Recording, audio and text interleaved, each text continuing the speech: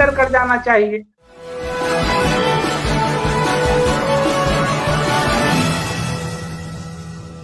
नमस्कार, प्रहार में आप सबका स्वागत है। मैं हूं आशुतोष। महाराष्ट्र में सीटों के बंटवारे को लेकर के बड़ी माथापच्ची चल रही थी। बहुत सारे लोग ये कह रहे थे कि नितिन गडकरी को टिकट मिलेगा बीजेपी से कि नहीं, और नितिन गडकरी को उधर महाविकास आघाड़ी वाले लोग आमंत्रण दे रहे थे। उद्धव ठाकरे ने तो ओपन ऑफर दे दिया कि आप छोड़िए उनका साथ, हमारे साथ आ जाइए। लेकिन ऐसा कुछ भी नहीं हुआ। नितिन गडकरी को टिकट मिला और नितिन गडकरी अपनी शर्तों पर काम कर रहे हैं। भारतीय जनता पार्टी के साथ उनका कोई दुराव नहीं है। ये कयास जरूर लगाए जा रहे थे कि उनको जब चुनाव समिति से हटाया गया तो ऐसा लग रहा था कि क्यों उनको चुनाव समिति से हटाया गया, क्या उनका टिकट भी कट सकता है। लेकिन ऐसा कुछ भी नहीं हुआ। नितिन गडकरी को टिकट मिल गया और 20 जो टिकट की घोषणा हो गई है ऑलरेडी भारतीय जनता पार्टी की महाराष्ट्र में, उसके बाद अब क्या इक्वेशन वहां बन रहा है, लोग क्या सोच रहे हैं, बीजेपी की कोई हवा बन रही है या बीजेपी के अलायंस की जो एनसीपी अजित पवार है, शिवसेना शिंदे है, उसकी ग्राउंड रियलिटी अभी वहां पर क्या है और बीजेपी की ग्राउंड रियलिटी क्या है, इसको समझने के लिए दो वरिष्ठ पत्रकार सूर्यकांत भारती और अखिलेश अखिल दोनों जुड़ रहे हैं। बहुत बहुत स्वागत है प्रहार में आपका। सूर्यकांत जी से आज शुरुआत करेंगे। महाराष्ट्र को बहुत बेहतर तरीके से जानते समझते हैं।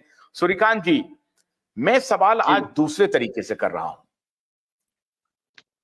प्रकाश अंबेडकर जी ने एक ऐसा शर्त रख दिया जो मालूम है उनको कि महाविकास आघाड़ी में उनकी शर्त को नहीं मानी जाएगी। शर्त क्या है?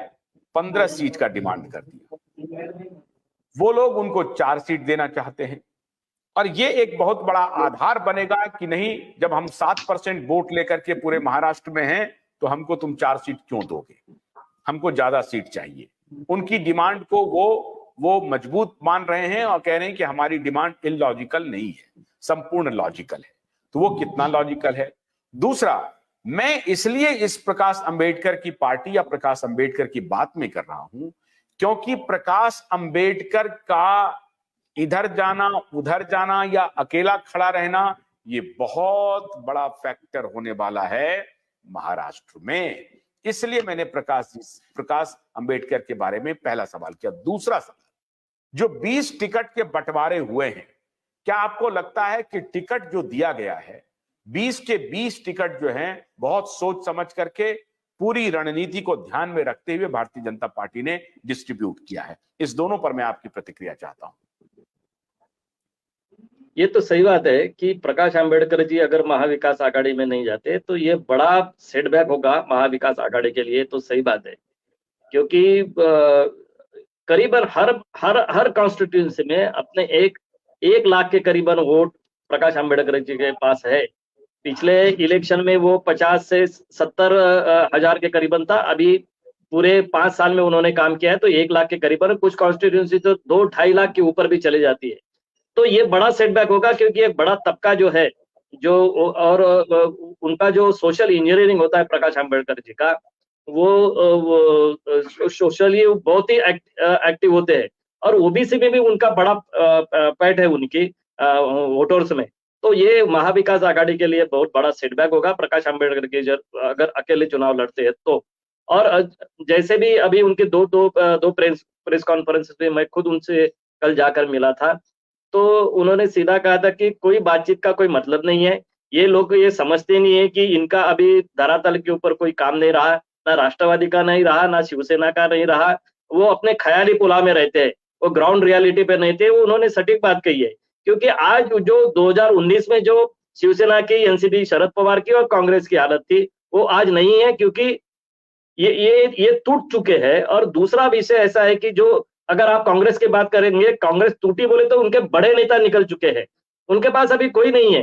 तो ये ये जो वास्तविकता है वो वास्तविकता को ध्यान में नहीं रखते और वो बार्गेनिंग करने के तुले हुए हैं। और जैसा कहा उन्होंने कि वो प्रकाश आंबेडकर जी ने 15 सीट मांगी है, उन्होंने तो 27 सीट की लिस्ट दी है। मैं आपको बताता हूँ, 27 सीट उन्होंने दी है। और और बाहर ये लोग क्या कहते हैं, इनको 6 सीट देंगे, 5 सीट देंगे, ऐसा नहीं है। वो सिर्फ 2 सीट देने के लिए तैयार थे। बाहर मीडिया के सामने कुछ कहते हैं और अंदर कुछ कहते हैं। अंदर खाने बहुत बहुत अलग अलग तरह की बात होती है। और मैं पिछले डिबेट में भी कहा था कि कोई रिस्पेक्ट देना नहीं चाहते। इनके पास इतना वोट बैंक है, कमिटेड वोट बैंक है, ट्रांसफर करने वाला वोट बैंक उनके पास है, रिस्पेक्ट नहीं देते, अपने ख्याली पुला में रहते हैं। और इसका इसका खामियाजा उनको भुगतना पड़ेगा महाविकास आघाड़ी के, नंबर 1। और दूसरा, ये जो आपने जो बात कही है कि 20 सीट निकली है, तो ये तो तुरुप के पत्ते। थोड़ा बहुत मुझे ऐसा लगता है कि वेस्टर्न महाराष्ट्र में जो अभी नगर की सीट है, अहमदनगर की सीट है, डॉक्टर सुजय विखे की, उसमें आज शायद ऐसा मुझे लगता है कि एक जो लंके करके एक एमएलए है, वो अजित पवार जी के साथ थे, वो शरद पवार जी के साथ जाने वाले, वो शायद सीट लड़ेंगे शरद पवार जी के साथ। और इसके अंदर कोई यानी अजित पवार का विरोध लंके जी को है या फिर शरद पवार के साथ जरा, ऐसा विषय नहीं है। उनके पुश्तैनी दुश्मनी है। विखे घराना जो है, अभी राधा कृष्ण विखे पाटिल का जो घराना है, उनके पिताजी और उनके पिताजी, तब से पवार साहब का उनका जमता नहीं है। और वो खानदानी दुश्मनी निभाते हैं और राजनीति में भी वो करते हैं। तो वो उसका परिणाम है। और वो हरदम लड़ते हैं। और बाकी के जो सीट्स हुई है, उसमें कोई बहुत ज्यादा एंटी इनकम्बेंसी होगी या फिर कोई भाजपा को तकलीफ होगी, ऐसा आज तो मुझे नहीं लगता। नहीं, आपको ये लगता है कि अभी हमारी कुछ एक सिफोलॉजिस्ट से बात हो रही थी, तो उन्होंने कहा कि भारतीय जनता पार्टी के लिए जो स्विंग स्टेट है वो महाराष्ट्र है। अभी पहले हम लोग चर्चा कर रहे थे बिहार के बारे में। स्विंग स्टेट का मतलब है कि वहां कुछ भी हो सकता है। तो महाराष्ट्र में बीजेपी को लग रहा है कि अभी जो सेंटिमेंट है अजित पवार के टूटने के बाद और शिवसेना के टूटने के बाद, वो सेंटिमेंट ग्राउंड पर शरद पवार के साथ और उद्धव ठाकरे के साथ क्या काम कर रहा है, या उस सेंटिमेंट का कोई अब वजूद नहीं है? सारा का सारा वोट बैंक अब अजित पवार के साथ और शिवसेना शिंदे के साथ शिफ्ट कर गया है। अभी ग्राउंड रियलिटी महाराष्ट्र की क्या लग रही है आपको? देखो, मैं आपको बताता हूँ, रीजन वाइज मैं बताता हूँ आपको। विदर्भ रीजन में आप भाजपा को पछाड़ नहीं सकते, ये तो क्लियर है। एक सीट जो पिछले वक्त बाळू धानोरकर जी की आई थी चंद्रपुर में, वहां पे भी भाजपा ने अभी सुधीर मुनगंटीवार जैसे कद्दावर नेता को टिकट दे दिया है। तो वो समझ लेना कांग्रेस ने कि वो सीट भी उनके हाथ से निकल गई है। अब शिवसेना के पास जो सीट्स है, उसके थोड़ा बहुत हो सकता है, जैसा वाशिम यवतमाल है, बुल्डाना की सीट है, रामटेक की सीट है, ऐसे कुछ सीटों के ऊपर थोड़ा बहुत हो गारंटी है। लेकिन वो कांग्रेस जीतने में कामयाब होगी ऐसा मुझे लगता नहीं है।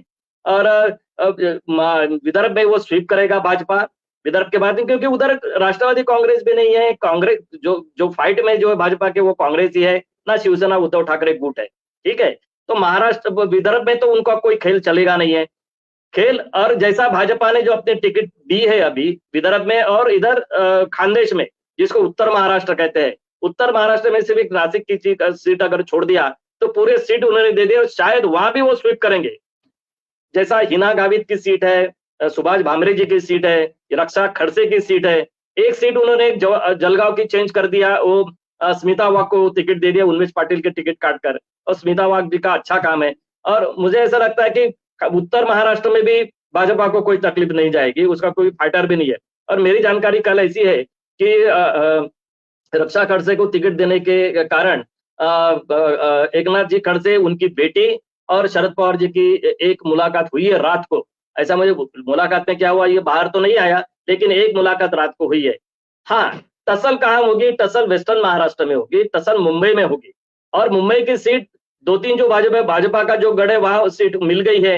लेकिन जो अभी अनडिक्लेयर्ड सीट्स है, वहां क्या चलेगा ये तो बात की बात है। लेकिन जैसा आपने स्विंग कहा, थोड़ा जो ऊपरी जो नेशनल लेवल के ऊपर चर्चा की जाती है, वो भाजपा ने बड़े पैमाने पे यानी वो उसको पैचअप कर लिया है। और मुझे ऐसा लगता है कि मनसे के साथ भी डील हो रही है। और जो कोर मुंबई का है, वो उसमें मनसे को वो टिकट देंगे।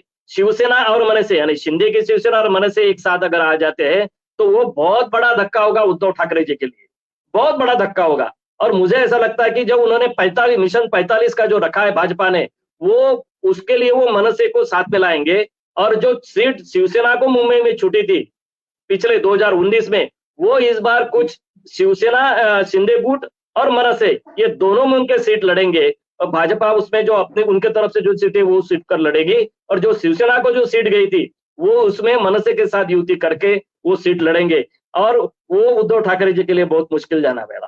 कोकण भी अभी उनके पास। भोलानाथ के 2-in-1 बैटरी ऑपरेटेड हार्वेस्टर कम ब्रश कटर के साथ ट्रॉली अतिरिक्त लागत पर उपलब्ध है।